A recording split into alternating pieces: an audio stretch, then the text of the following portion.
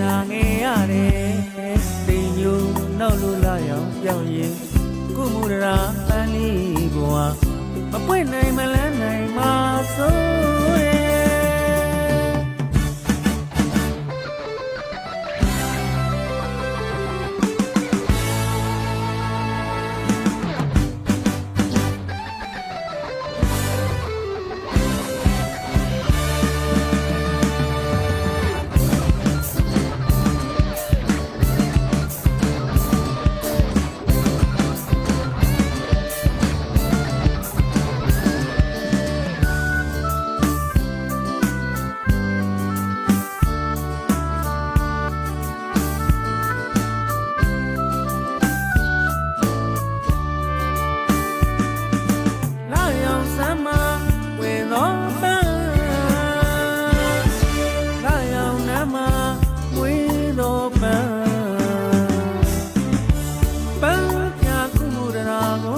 မချပါဘူးခွေ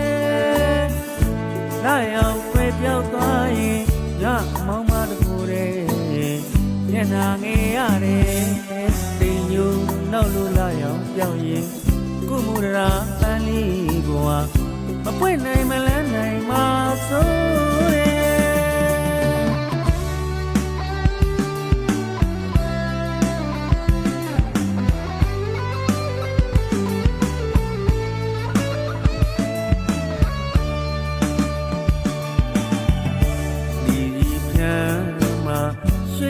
စမ်းမပွင့်တဲ့ပန်း